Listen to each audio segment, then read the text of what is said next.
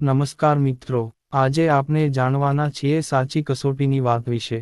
ભરતનો એક ખેડૂત પરિવારમાં જન્મ થયો હતો, જેમાં 3 બહેન, એક પોતે। પિતાનું નામ ચમનભાઈ, માતાનું નામ મંજુબેન અને સૌથી મોટી બહેનનું નામ નિજુલા, પછી રીમા, ભરત અને નાની બહેન કોમલ। આમ 6 વ્યક્તિનું પરિવાર। પિતા થોડું ઘણું ભણેલા અને માતા મંજુબેન વાંચતા લખતા અને હિસાબ કરી શકે એટલું ભણેલા।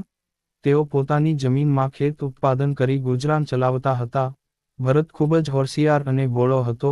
પિતાની આર્થિક સ્થિતિ નબળી હતી, પરંતુ સ્કૂલમાં પ્રવાસનું આયોજન થયું હતું ત્યારે ચમનભાઈ પાસે ભરતને પ્રવાસે મોકલવાના ફીના રૂપિયા ન હોવાને કારણે પ્રવાસે જવાની ના પાડી દીધી। પણ ભરતની બાળહઠ અને રિસાઈ જવાથી માતાએ પિતાને મનાવી લીધા કે બધા છોકરાઓ પ્રવાસે જાય છે તો તે બાળક છે એ નહીં સમજે, ભલે આપની પાસે ફીના રૂપિયા નથી પણ થોડુંક આઘું પાછું કરીને પ્રવાસે મોકલી આપીએ અને ભરત રાજી થઈ જાય। પિતાએ પ્રવાસની હા પાડી એટલે ભરત સ્કૂલ પ્રવાસ પર ગયો હતો, પણ ભરતને એ ખબર ન હતી કે માતા પિતાએ કેવી રીતે મોકલ્યો હતો। ભરત જ્યારે 7મા ધોરણ પાસ કરીને 8મા ધોરણમાં અભ્યાસ કરતો હતો ત્યારે પિતાએ એક નાની એવી કરિયાણાની દુકાન ખોલી હતી। નિજુલા 10 ધોરણ પાસ કરીને માસીને ત્યાં આગળનું ભણવા મોકલી દીધી હતી અને કોલેજ પણ પૂરું કર્યું હતું ત્યારે માસીને ત્યાં ભણતર કર્યું હતું। એટલે ચમનભાઈ સ્વામાની હોવાથી પોતાની એક દુજાણી ગાય એમને માસીને ભેટ આપી હતી। રીમા પણ ભણીને કોલેજ પૂરું કર્યું હતું અને ભરત જ્યારે 10 ધોરણમાં પરીક્ષાનું ટાઈમ ટેબલ આવ્યું ત્યારે ચમનભાઈ રિક્ષામાં જતા હતા ત્યારે અકસ્માત થયું અને હાંસડી વધારે લાગ્યું અને માથા પર લાગવાથી મગજમાં પણ અસર થઈ હતી। એટલે ભરતની માથે દુકાન અને ખેતીની જવાબદારી આવી ગઈ હતી। જ્યારે માર્ચ મહિનામાં બોર્ડની પરીક્ષા આવી ત્યારે વહેલી સવારે દુકાન ખોલી અને 9 વાગ્યાની બસના ટાઈમ પર દુકાન બંધ કરીને પરીક્ષા આપવા માટે બસમાં જતો હતો અને પેપર આપીને પાછો દુકાન પર। અને માતા કપાસનું વાવેતર હોવાથી ખેતી કરતા હતા અને ભરત અને બધી બહેનો ખેતી કામમાં પૂરેપૂરી મદદ કરતા હતા। પિતાનું અકસ્માત થવાને કારણે એક બાજુ દવાખાનું અને એક બાજુ દુકાન અને ખેતી હોવાને કારણે ભરત બોર્ડની પરીક્ષામાં નાપાસ થયો હતો। 6 મહિનામાં પિતા સંપૂર્ણ સ્વચ્છ થઈ ગયા હતા અને દુકાન પણ સંભાળવા લાગ્યા હતા। એટલે ભરત પોતાના ભવિષ્ય માટે ઇલેક્ટ્રિકનું રિપેરિંગ કામ શીખવા લાગ્યો હતો અને સાથે ITI પણ પાસ કરી લીધું। સમય થતાં મોટી બહેન નિજુલાના લગ્ન નક્કી કરવામાં આવ્યા। લગ્ન માટે ઘરેણું તો ખેતી કરીને અને દૂધ વહેંચીને માતાએ બનાવડાવી લીધેલું અને બધી ખરીદી થઈ ગઈ, પણ ઘરમાં રૂપિયા પણ પૂરા થઈ ગયા હતા। એ વાત મામાને ખબર પડી એટલે તેઓ માસા પાસે જઈને પરિસ્થિતિની જાણ કરી અને માસાએ 50,000 રૂપિયા રોકડા પિતાને આપેલા। જ્યારે લગ્ન પૂરા થયા અને વ્યવહારના રૂપિયા આવ્યા તેમાંથી ત્રીજે દિવસે પિતાજી માસાને ત્યાં જઈને 50,000 રૂપિયા પાછા આપી દીધા અને ઉપકાર માન્યો। આવી જ રીતે રીમાના પણ લગ્ન કરવામાં આવ્યા। પછી ભરતના અને પછી કોમલ પણ સાદાઈથી લગ્ન કર્યા અને દરેક સમય પર કટોકટી હોવા છતાં પણ બધા પ્રસંગો પાર પાડ્યા। હવે વાત થાય છે ભરતની। ભરત ઇલેક્ટ્રિકનું શીખ્યા પછી એક કંપનીમાં મફતમાં કામે લાગ્યો। સમય જતાં ભરત સંપૂર્ણ કારીગર થઈ ગયો હતો અને પગાર પણ મળવા લાગ્યો। થોડોક સમય જતાં ભરત પોતાની ઇલેક્ટ્રિકની દુકાન કરી। ભરતની આવડત અને સરળ સ્વભાવને કારણે દુકાન વ્યવસ્થિત ચાલવા લાગી। પછી ભરતના લગ્ન થયા અને બીજા શહેરમાં ભાડાનું ઘર વસાવ્યું। ભરતની પત્ની દયા એક વ્યવસ્થિત પત્ની છે, પણ સાસુ સાથે શું ખટરાક બની ગયું કે તેઓ એકબીજાથી દૂર થઈ ગયા। માતા પિતા ગામડે પોતાની નાની દુકાન સાંભળતા હતા અને ભરત શહેરમાં ગુજરાન ચલાવવા લાગ્યો। સાસુ વહુનો ખટરાક હોવાથી ભરત પર મોટી મુશ્કેલી પડે છે અને ભરત પોતાના ધંધામાં ટ્રકની ખરીદી કરી હતી, એ પણ લોન ઉપર। ટ્રક વ્યવસ્થિત ચાલવા લાગ્યા પછી એક એમ 3 ટ્રક લોન પર ખરીદ્યા અને ચલાવવા લાગ્યો। થોડોક સમય જતાં ઇલેક્ટ્રિકની દુકાન પોતાના પિતરાઈ શાળાને વહેંચાતી આપી દીધી। એક બાજુ સાસુ વહુના અબોલા અને બીજી તરફ ધંધામાં નુકસાની આવતા ભરત જુગારના રવાડે ચડી ગયો। ખરેખર ભરત જુગારમાં ખાસ હારજીત થઈ નહોતી, પણ ધંધામાં ધ્યાન ઓછું દેવાને કારણે નુકસાની આવી। આમ તો ટ્રક ચાલતા હતા એટલામાં એક ટ્રક ચોરી થઈ ગયો અને એ ટ્રકનો વીમો 8 મહિને આવ્યો અને બજાર કિંમત કરતાં 4 લાખ ઓછી કિંમત મળ્યા। એવામાં ભરતની વ્યવસ્થા ખોરવાઈ ગઈ। એટલે ભરત સમા પવને ચડી એક પછી એક એમ 6 ટ્રક ખરીદ્યા હતા, એ પણ લોન ઉપર। જ્યારે ટ્રક ચોરાઈ ગયો તે પહેલાં જુગાર રમતા હતા ત્યારે પોલીસે રેડ પાડી પકડ્યા હતા અને સાંજે મોબાઈલ સાથે છોડી પણ દીધા હતા। એટલે ભરત જુગાર રમતો બંધ થઈ જાય છે અને ધંધામાં ધ્યાન આપવા લાગ્યો। જુલાઈ 2016ના રોજ ધંધામાં ઉધારાની રકમ 35 લાખ રૂપિયા અને લેવાની રકમ 45 લાખ હતા અને બધા ટ્રક પર લોન ચાલુ હતી। પછી એક ટ્રક લોન પર ખરીદી કરી. જ્યારે નોટબંધી આવી ત્યારે પણ લોન ઉપર બીજી ટ્રક નવી ખરીદી એટલે 8 ટ્રક થઈ ગયા. બધાં ટ્રકના કુલ હપ્તા 4.5 લાખના હતા અને 35 લાખ રૂપિયાનું 3% પર વ્યાજ ચડતું હતું. ભરત એક જ ભાઈ હોવાથી માતા પિતાને પ્રેશર આપીને પોતાની સાથે રહેવા તેડી લાવ્યો. પણ સાસુ વહુના અબોલા એવા ને એવા રહ્યા. ભરતને એક કામ રાજસ્થાન મળ્યું અને ભરતે હિસાબ કર્યો તો બીજી 3 મહિનામાં 40 લાખ રૂપિયા નફો મળે એમ છે અને બધા પેમેન્ટની જવાબદારી મિત્ર અશોકભાઈ એ રાખી હતી અને ભરત 5 ટ્રક લઈને રાજસ્થાન ચાલ્યો ગયો. કુદરતને મંજૂર ના હોવાથી રાજસ્થાનમાં કામ પર ગામવાળાએ રોક લગાવી દીધી અને 4 મહિના સુધી રાહ જોઈ રહી હતી. અંતે કંટાળી પાછો વતનમાં 5 ટ્રક લઈ આવ્યા. જ્યારે વતન પર પહોંચ્યા ત્યારથી વરસાદ સતત 2 મહિના વરસ્યો હતો અને બીજા 2 મહિનામાં કાંઈ સેટિંગ થયું નહીં એટલે 8 મહિનામાં કાંઈ કામ થયું નહીં એટલે વ્યાજ પર 85 લાખનું 3% વ્યાજ ચડવા લાગ્યું હતું અને ટ્રકના હપ્તા ભરવા અઘરા પડવા લાગ્યા હતા. આ વ્યાજને પહોંચી શકાય એમ નહોતું એટલા માટે ભરતમાં હિંમત નહોતી એટલે મિત્રોને વાત કરીને પિતા સુધી પહોંચાડી.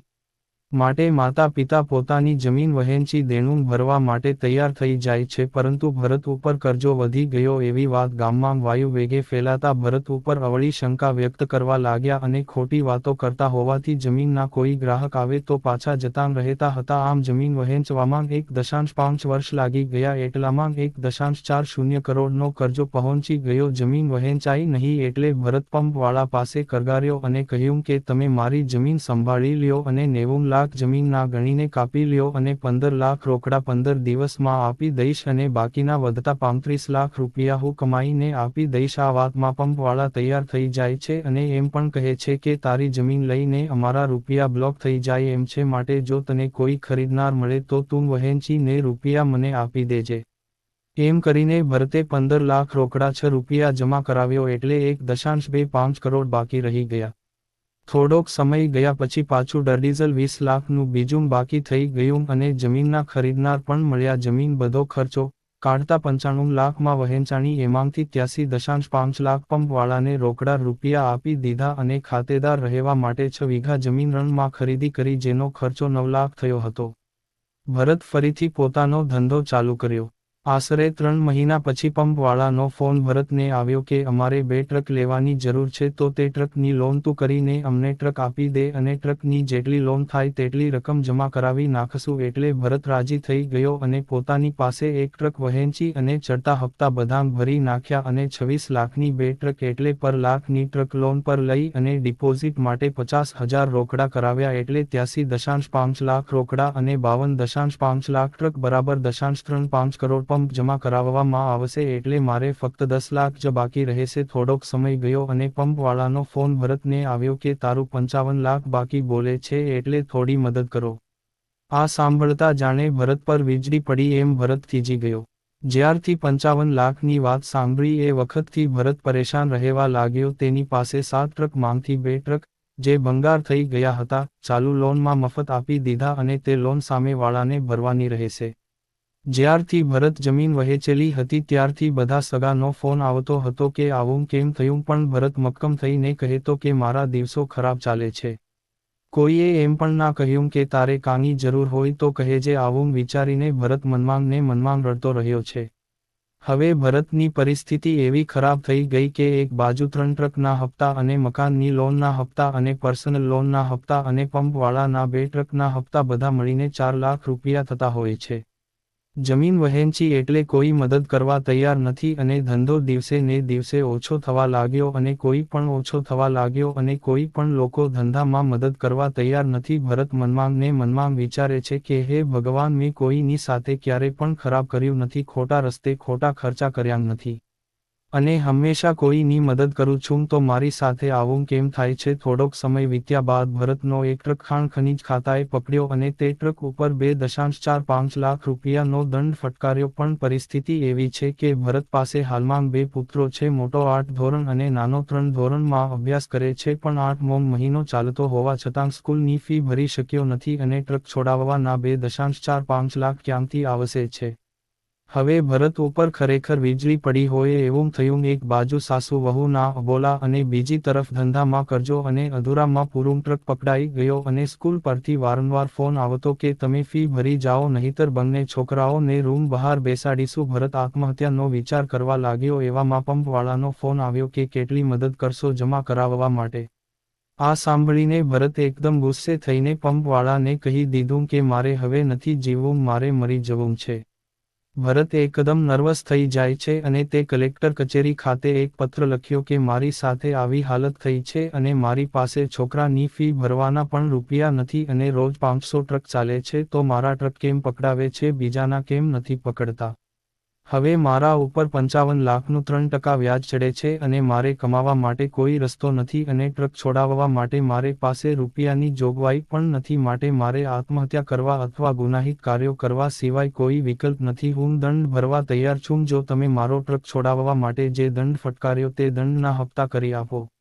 આ પત્ર લખીને કલેક્ટરને આપી દીધો, પરંતુ કલેક્ટર સાહેબે ભરતને ઓફિસ પર બોલાવ્યો અને ધમકાવ્યો કે શું તમે બધા તંત્રને ધંધે લગાડો છો, આ તમારો પ્રશ્ન છે, એનો ઉકેલ પણ તમારે જ લાવવો જોઈએ. આ વાત સાંભળીને ભરત ત્યાંથી નીકળી ગયો અને રોડ પર સ્કૂટર ચલાવતો ચલાવતો રડવા લાગ્યો અને વિચાર્યું કે હવે મારી પાસે કોઈ પણ રસ્તો નથી, માટે મારે મરી જવું જોઈએ. આવું વિચારીને પુલ પર પહોંચ્યો પણ પાછો ફરી વાર વિચાર આવ્યો કે હું મારો વીમો ઉતારી લઉં, પછી અકસ્માત કરીને આત્મહત્યા કરું એટલે મારો જે વીમો આવે એમાંથી મારો કરજો ભરાઈ જાય અને પરિવારને થોડીક રાહત મળે. આવું વિચારીને ભરત પાછો ઘરે જતો રહ્યો. બીજે દિવસે ભરતના મોટા દીકરાનો જન્મદિવસ હતો અને મોટા દીકરા પાસે છેલ્લા 6 મહિનાથી સાયકલ ખરાબ થઈ ગઈ છે અને નાના દીકરાને પણ એકદમ નાની પડે છે, એટલે 2 મહિના પહેલા દીકરાઓને વચન આપેલું કે જન્મદિવસ પર નવી સાયકલ લઈ આપીશ, પણ બાળકને કેમ ખબર હોય કે પપ્પાની હાલત ખૂબ જ ખરાબ છે. પરંતુ છોકરાઓએ સાયકલ માગી પરંતુ બહાનું આપીને કહી દીધું કે પછી લઈ આપીશ. ખરેખર ભરતને યાદ આવ્યું કે સ્કૂલના પ્રવાસે જવા માટે મેં જીદ કરી હતી અને પિતા પાસે રૂપિયા નહોતા છતાં પણ આઘા પાછું કરીને મને પ્રવાસે મોકલ્યો હતો, તો એની કેવી હાલત થઈ હશે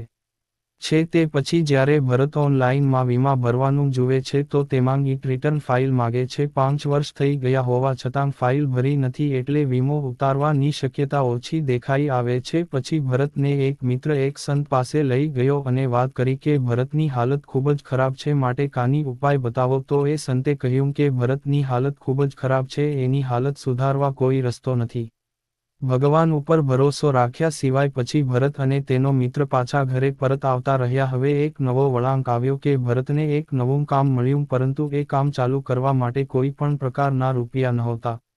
ભરતને વિચાર આવ્યો કે મારી પાસે એક 4 વ્હીલ છે, તે વહેંચી નાખું અને તે રૂપિયાથી ટ્રક ચલાવીશ. એટલે ભરતે તરત નક્કી કરી લીધું અને 4 વ્હીલ વેચવા બહાર પાડી દીધું. સંજોગ એવા ઊભા થયા કે ભરતે 30,000 રૂપિયા ઉછીના લઈને 2 ટ્રક સાઈડ ઉપર મહારાષ્ટ્ર રવાના કર્યા. પછી ભરત 4 વ્હીલ વહેંચવા અમદાવાદ પહોંચ્યો કે 4 વ્હીલ વહેંચીને હું સીધો મહારાષ્ટ્ર જતો રહું અને ખીચામાં ફક્ત 1,500 રૂપિયા હતા. પરંતુ સામે ખરીદવાવાળાને ખબર પડી ગઈ કે આને જરૂર છે એટલે એ લોકોએ અડધા કરતાં પણ ઓછી કિંમત પર માગણી કરી. પણ એ કિંમતમાં બજેટ વિખાતું હતું એટલે ભરતે આ સોદો કેન્સલ કરી નાખ્યો અને 2-3 મિત્રોને ફોન ઉપર પોતાની હાલતની જાણકારી આપી. એટલે એક મિત્રે તપાસ કરીને એવું સેટિંગ કર્યું કે અત્યારે 1 લાખ રોકડા આપે અને જે કિંમત આવે તે બાકીના 2-3 દિવસમાં મળી જશે. એટલે ભરતને કામ થઈ ગયું. એમાં 50,000 પોતાની પાસે રાખ્યા અને 50,000 ઘરે મોકલ્યા, જેમાં 3 મહિનાના દૂધના અને છોકરાઓના સ્કૂલ ફી જમા કરવાના હતા. પણ કુદરત જરા પણ સાથ આપતો નથી. જે 2 ટ્રક મહારાષ્ટ્ર મોકલી એમાં પહેલી ટ્રકના ડ્રાઈવર જતા રહ્યા અને બીજા ટ્રકના પહેલા ડ્રાઈવરની પુત્રીને શાપ કરડ્યો હોવાથી જતો રહ્યો અને બીજો ડ્રાઈવર ચાલબાજ નીકળ્યો એટલે તે ડ્રાઈવરને છૂટો કર્યો. એટલે અત્યારે એક પણ ટ્રક ચાલતી નથી અને ભરત અત્યારે ગાંડાની જેમ તે ટ્રકની સાઈડ પર ઘૂમરી મારે છે. અત્યારે 2 મહિનાના હપ્તા ચડી ગયા છે અને માંગનારના ફોન સતત આવ્યા કરે છે. કુદરતને શું મંજૂર હશે એ કુદરત જ જાણે. અત્યારે આ હકીકત લખતા ખૂબ જ રોવાઈ જાય છે, પણ કેવું તો કોને કહેવું, મારું દુઃખ છે જ મને મારા પરિવારને જાણ કરવાની જરા પણ હિંમત નથી થતી અને હવે કોઈ મારો એવો કોઈ મિત્ર નથી કે હું તે મિત્રના ખંભે માથું રાખીને થોડોક રડી લઉં. જો તમને અમારો વિડિયો પસંદ આવ્યો હોય તો અત્યારે જ લાઈક અને સબસ્ક્રાઇબ કરી દેજો.